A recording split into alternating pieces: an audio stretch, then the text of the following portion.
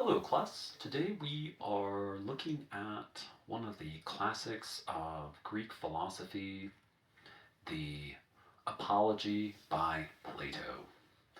Plato was born in 427 BC and dies in 348, and his mentor and teacher, Socrates, was born in 470 and dies in 399 BC. And Socrates was around 70 years old when he died, and he was the elder of the two. And when Plato wrote this, it's basically one of his earliest dialogues, written as within a suite of dialogues. So the others are the Euthyphro, the Crito, the Phaedo, and the Phaedrus. And all of these dialogues are ways that Plato is writing about the trial and death of his mentor, Socrates. And so we also have a problem when students write about Plato's apology in the way that we have the ideas and ways in which we're understanding what is the philosophy.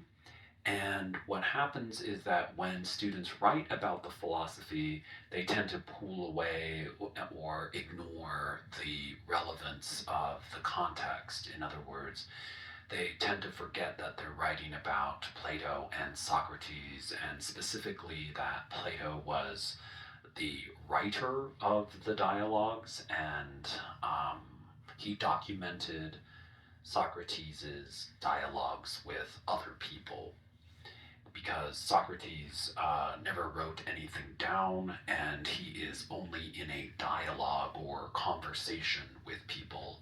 And in the Apology, he's in a dialogue with his accusers. And he is on trial for charges of impiety and corruption. And the trial is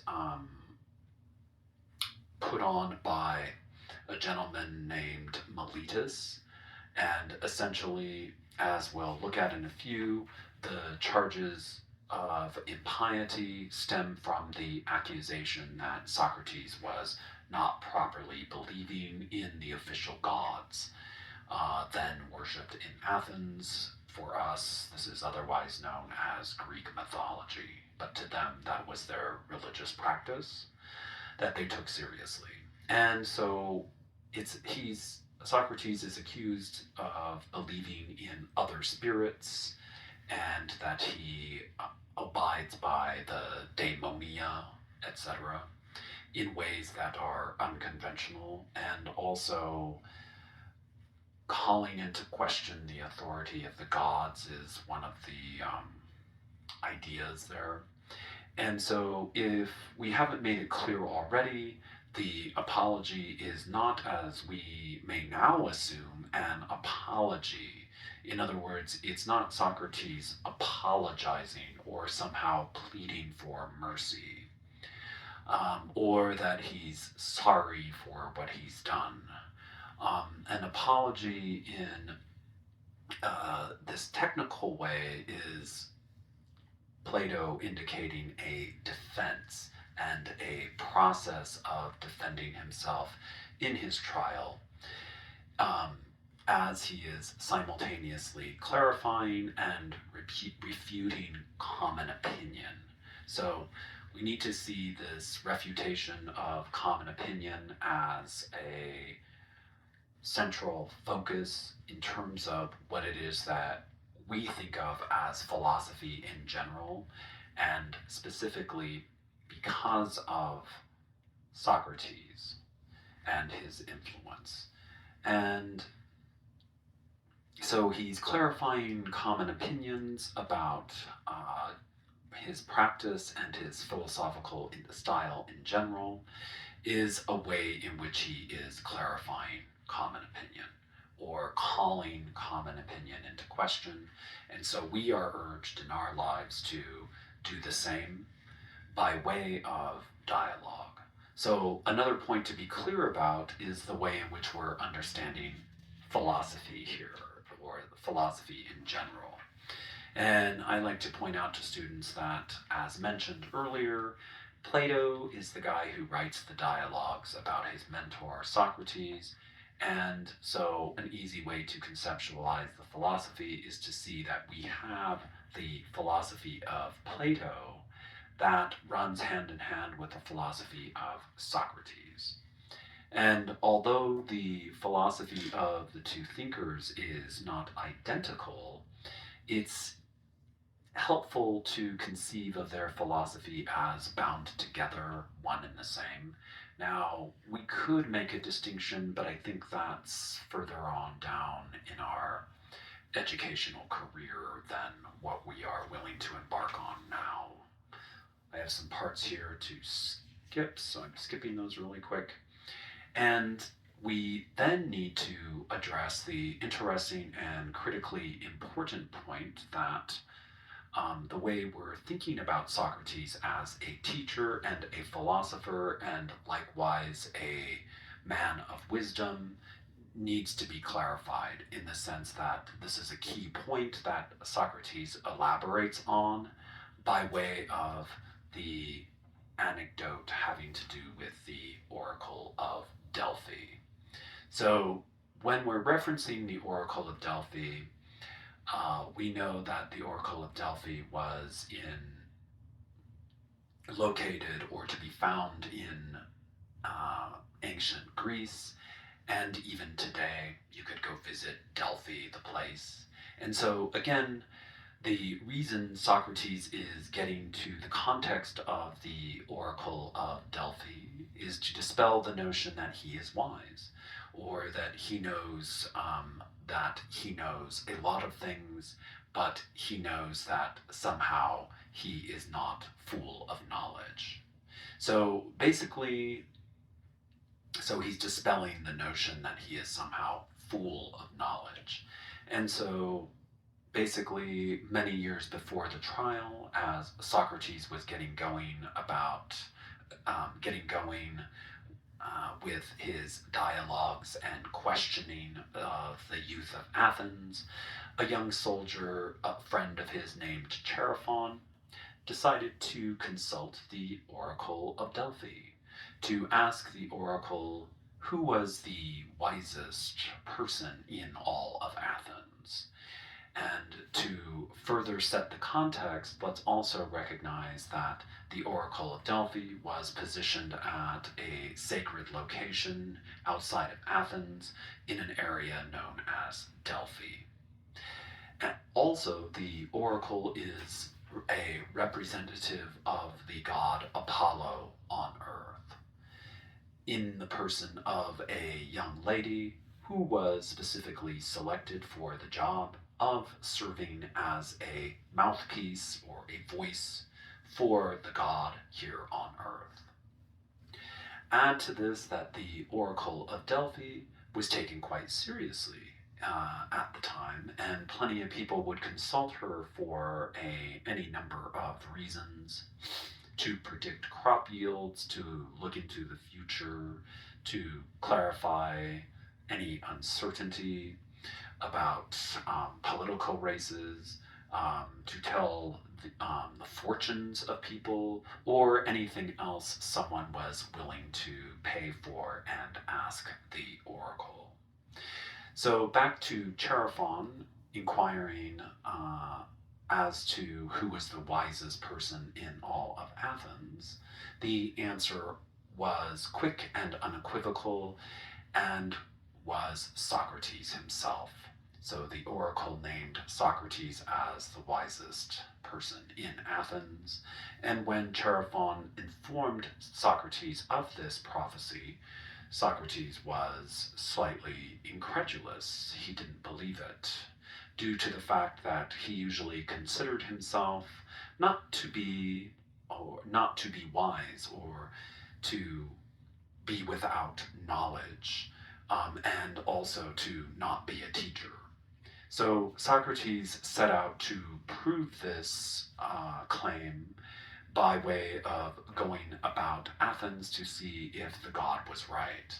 So, in that sense, that could have been some of the origin of this charge of impiety, because Socrates didn't take the word of the god as the way things are. Instead, he called that into question. And another way to think about that, too, would be the separation from philosophy and Greek mythology, in the sense that this might be one of the times that we could look at the separation between believing in what a god points out versus looking to your own reasoning and experience in the real world and calling common opinion into question in order to come about uh, wisdom. And so, in that sense, there's something also to be learned about the way in which we reason, as opposed to the way in which we rely on what it is that the gods point out. And so he was calling into question whether he was the wisest man in Athens, and set about this line of questioning. As he set about these line of questioning, he targeted others who are often thought of as wise and full of expertise, namely the politicians, craftspeople, poets of Athens, etc. And so basically, Socrates, with his practices of philosophy, is a practice whereby he engages in dialogue with those folks on their expertise in their respective fields of politics, skilled trades, poetry, artistry, and so forth. And so, with each of his dialogues, he soon discovers, upon questioning each of the experts on their um, expertise, on their field of expertise, and Socrates discovers that plenty of the experts are not really knowledgeable about and wise about their own particular fields, as one might think. These are what we might refer to as the know-it-alls. And okay, so this sets up a central and essential feature to grasp about the philosophy of Socrates, and by extension Plato, having to do with what we technically know of here, or what I refer to as negative wisdom. Yet, what is negative wisdom? So, first of all, it is a type of wisdom that Socrates is emulating with the claim that he knows nothing. So it's also not the type of wisdom or expertise held by the experts he questions. That is to say, their handling of wisdom and knowledge is the common arrogant way in which knowledge is handled. So, whereby the expert is hard pressed to admit to his or her own admissions, absences of knowledge, etc. This is what we'll easily refer to as the know it all. These are the types of people who know enough and who rarely admit the gaps and absences of their knowledge. So recall again that Socrates is not like this.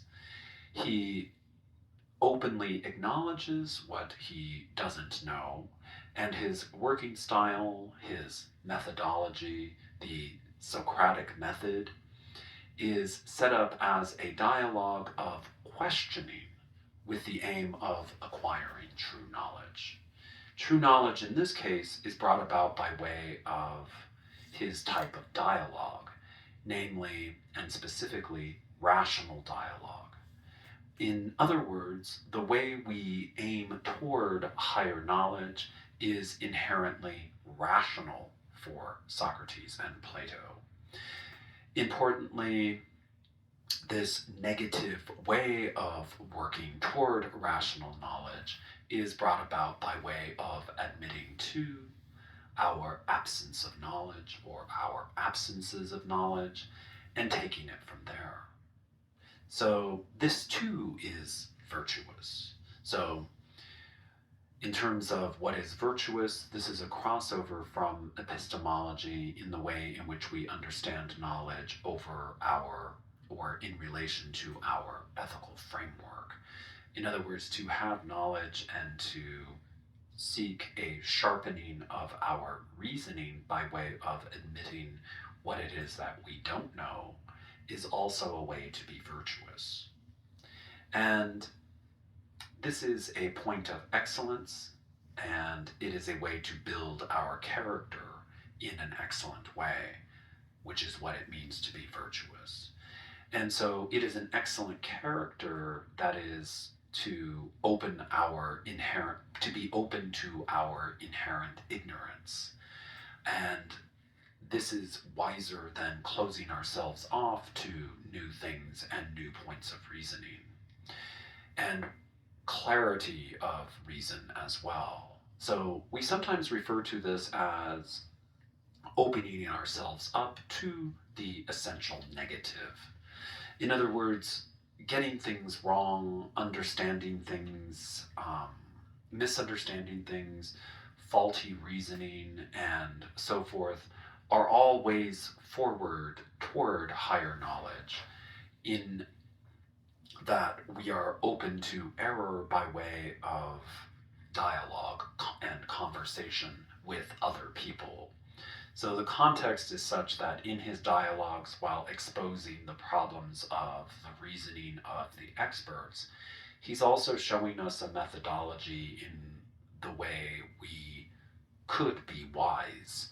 In other words, the ways in which we could be wise by his example would be to open ourselves up to the essential negative of our understanding that is something that we are reasoning through, that is enough to bring about a sense of curiosity into areas where we are not as knowledgeable, but also to show that there are problems when we don't examine our own reasoning, and when we don't call into question the reasoning of others when it's not clear or it seems like a self-satisfied opinion. And so this is also coupled with the point that we make about the problem of common opinion.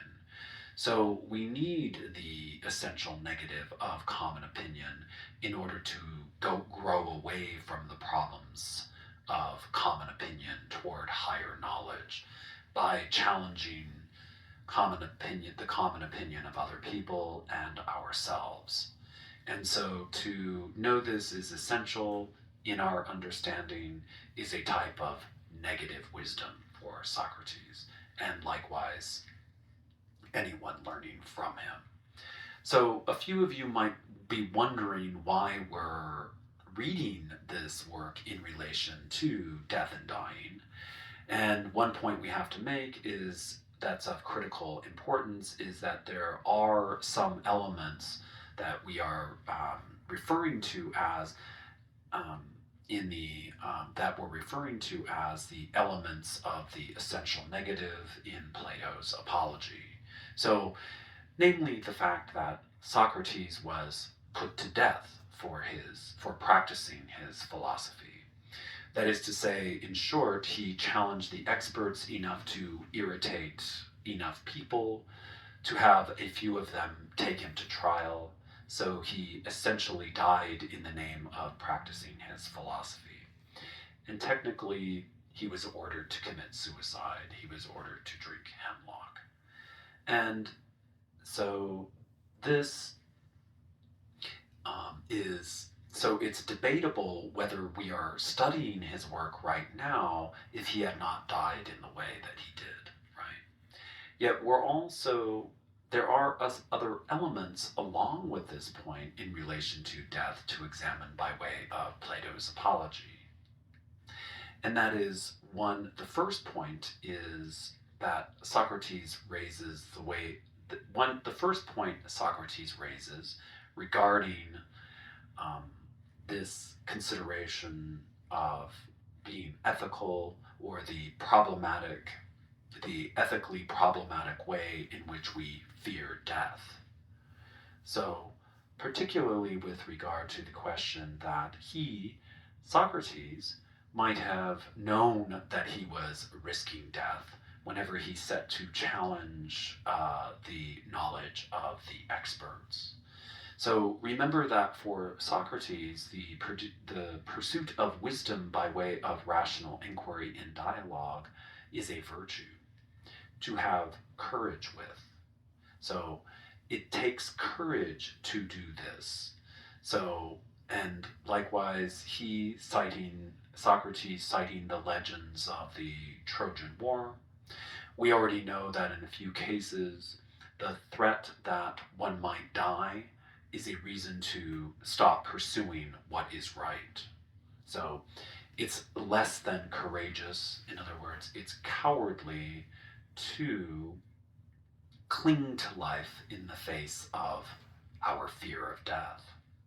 So this is what keeps us, or potentially could keep us, from doing what's right. So then there's also the way to connect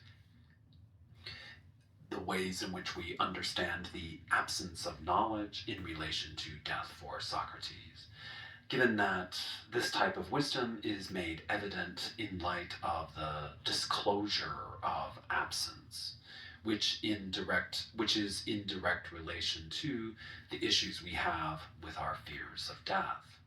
So, to be sure, our fear of death is coupled with the fear of the unknown.